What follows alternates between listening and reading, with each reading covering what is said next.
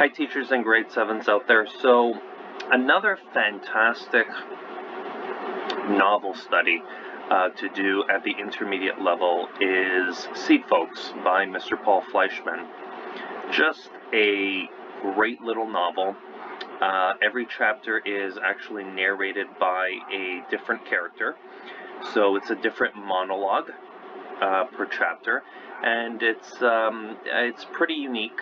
I would definitely use it at the beginning, at the start of the school year. This is what I've been doing for a number of years, because it's a great little book that lends itself to teaching students about community, what a community is, how one person can make a difference in a community, have a positive impact on the people around them.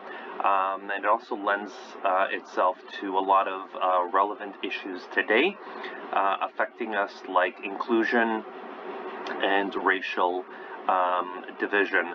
So, great book. Highly recommend it. Paul Fleishman, Seedfolks. There's actually even a YouTube video of an interview he did back in the late 2000s, maybe 2009, 2010, that you can show the kids about his writing process and what he was thinking when he wrote this book. But I would definitely recommend it. The other thing that I normally do with this book is I have the students reflect upon, because there's so many characters, maybe one or two of them left a lasting impression on them, and you can have them write a letter to the author, just letting Mr. Paul Fleishman know, what they actually learned from any one or two of the characters, and tie that into inferencing the theme of the novel. So I have here a very short little exemplar, okay, that students can write. Dear Mr. Paul Fleishman, I'm a student from so-and-so, whichever school, whichever class, writing this letter to let you know that I've enjoyed reading Seedfolks and that I was inspired by a few characters. So here they can write a couple of paragraphs about which specific characters. You've got here on the front cover Amir. You've got, this is Anna, chapter 2. This is Wendell. Is this Maricela up here? Can't remember this one down here right now off the top of my head. Kim set the whole garden in motion. The Gibb Street Community Garden exists because of her ambition to respect and honor the father she never knew. She was of Vietnamese descent, if I'm not mistaken. I was saddened by her loss, but inspired by her determination to make her late father proud of her as she continues in his footsteps. So kids here would write about not so much a retell, but what can be learned, okay, from her example. Speaking of determination, I was particularly inspired by Leona and her grandmother. She has taught me the importance of setting goals, making a plan, and working diligently towards achieving them. She was the one that brought in the garbage to make a change, because the Gibb Street Garden was being basically used sort of like as a dumping ground, okay, and it was evolving from a dumping ground into a neighborhood garden where everyone got involved. She's all about resilience and perseverance. I guess that's also what Curtis was also trying to do when he attempted to win back Letitia's heart after taking her for granted. Here we have a character that goes from being selfish to being selfless. Okay, so Leona, another important character. She's all about determination, resilience, perseverance, and then I also connected it here to Curtis, who has to also be determined to winning back Letitia's heart. All right. When I think of Seedfolks, I'll also think of Sam. Maybe it was his raspy voice or his sarcasm. By the way, the audiobook is fantastic to get. Download it from Audible.com, and the characters that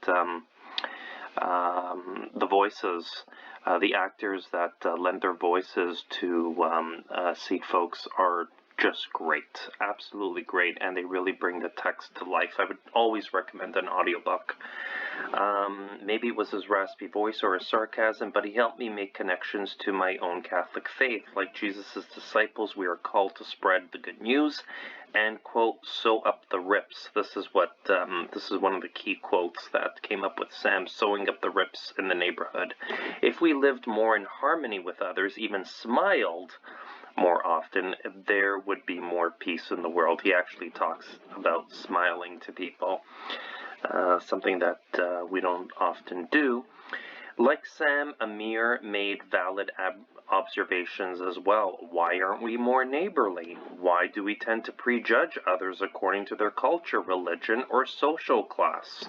In recent years, many big multicultural cities have raised issues with racial profiling taking place, since it's a blatant form of discrimination. So try to, make connections as well. Try to make connections, students out there, between the text and actually what's happening in the world. Okay, this was an issue that was happening here in Toronto in the last couple of years with racial profiling. So, you can look at what Amir pointed out about how people, are prejudging others, and see how that is still relevant today.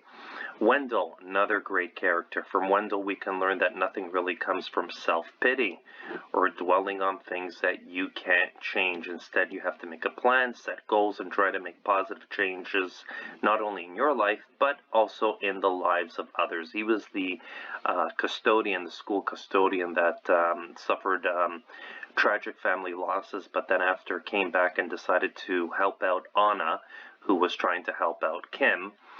This is the other beautiful thing, how each chapter really piggybacks on the previous chapter, and how everyone really starts helping out in the garden. So he decides to make a change in the garden. Maricela. From Maricela, we can learn that everything and everyone in life needs care, nurturing, and ultimately love to make it prosper. She was the teenager that I believe was pregnant and did not want to have her baby, but then meets another character in the story that, teaches her, makes a connection really between gardening and birth, giving life. Okay, and just making that beautiful analogy and metaphor between seeds and giving birth. Seedfolks teaches us the importance of celebrating cultural diversity and living in community, living in harmony, just like the people on Gibb Street. Interacting with different cultures enriches our lives. It's a good thing. The Gibb Street Garden was the common thread that connected them all and promoted inclusion in the neighborhood, which was definitely racially divided. So this here, another great book, fantastic read. Definitely would recommend it for an intermediate division, grade 6, 7, 8, because just the themes are really, really relevant. Still today in 2021, I believe the book was maybe written in the early to mid 90s, but you know what? Everything it talks about still holds true and relevant today. Seedfolks by Paul Fleishman. Thank you for tuning in.